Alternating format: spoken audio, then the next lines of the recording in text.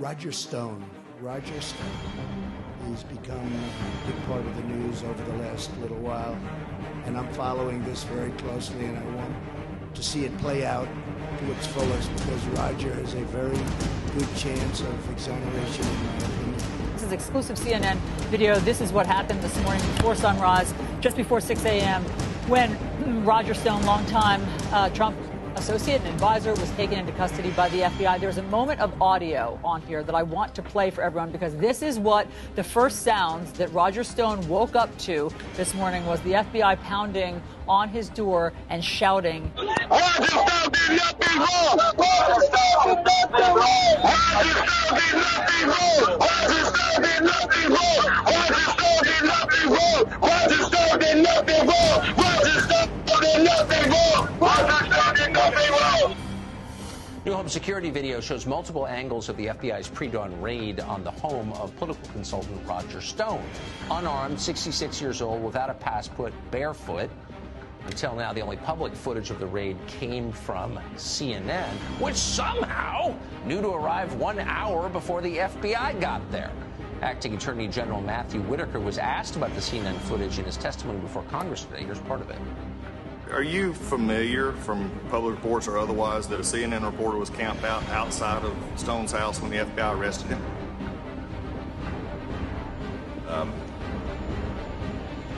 This wouldn't be part of the investigation. I am aware of that, and it was deeply concerning to me as to how CNN found out about that. I share your concern with the possibility that a media outlet was tipped off to Mr. Stone's either indictment or arrest before it was made, that information was available to the public.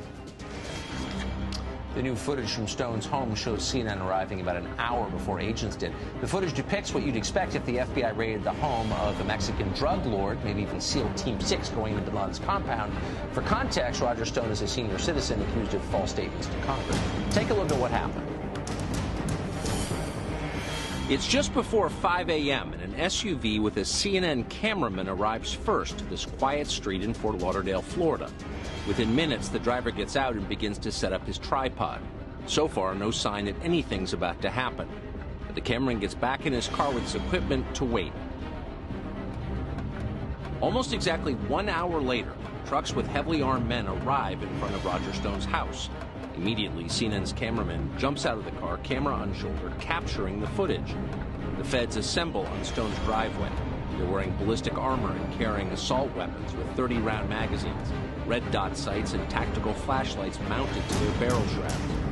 One has his gun hanging by a strap and carries a battering ram in his left hand. All of the men have sidearms bolstered on their waists. A second camera mounted on Stone's front door shows another angle of the raid.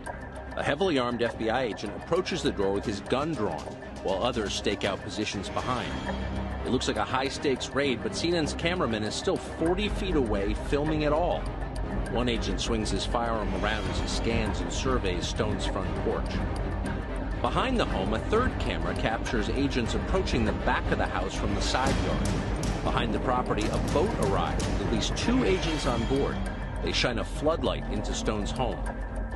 Back in front, an agent pounds on Stone's door, finger next to the trigger in case something goes wrong. He tries again as he and his colleagues wait in position. Within minutes, Stone exits his home to greet the agents, who have their rifles pointed at him. Stone raises his hands and spins around, apparently trying to show that he is unarmed. Another FBI agent approaches Stone from behind and cuffs him. It's just after 6 o'clock in the morning. It's still dark out. 20 minutes later, the same camera shows agents leading Roger Stone back into his house. He is barefoot.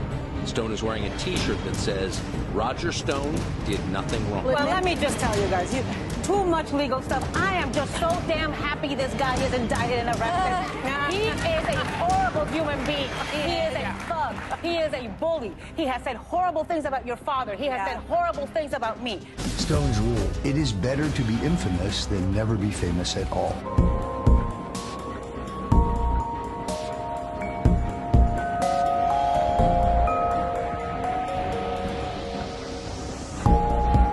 You have nothing. This proves nothing. That's what you told Mueller, right?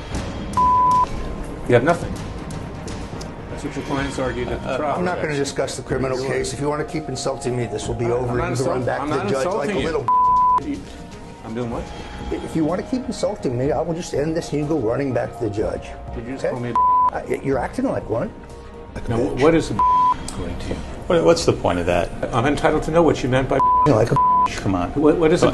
You don't know? Stop. You're unfamiliar with the term? You're going to wind up getting sanctioned, Mr. Bichelle. No, you're going to wind up getting sanctioned, This Claimant. Like you are in D.C. So let's go. Let's not do that. Why not? Continue. Not going to be badgered by the. Badgered? Oh, yes, I am. Yes, I am. You got nothing. You're not going to get anything by interviewing me because it's not true. true. If you withheld it, I haven't withheld it. You prove I withheld it, do that. But you don't have to do that either. No, we'll look for it. You can look for it all you want. You'll find nothing. I doubt this case will get very far because it's a conspiracy theory based on no evidence. Conspiracies happen, don't they, Mr. Stone? They do, but in this case, it's a fantasy. Can you on ask your a part. question that's relevant You're delusional. to your You're lawsuit? deeply delusional. Are you saying I'm mentally unstable? That's not what I said. I said you're delusional. Stop. Ask a question a lawyer would ask, please. I am a lawyer. You could fool me.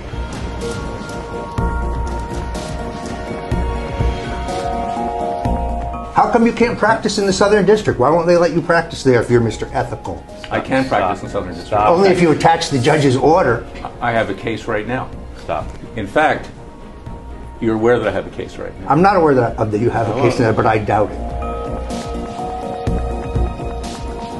You also released that story to Al Kamen in the Washington Post. Absolutely, completely false. You have no evidence of that. It's defamatory. You have. Stop defaming me. You have. You know that I have a following among conservatives. Stop defaming me, Mr. Clayton.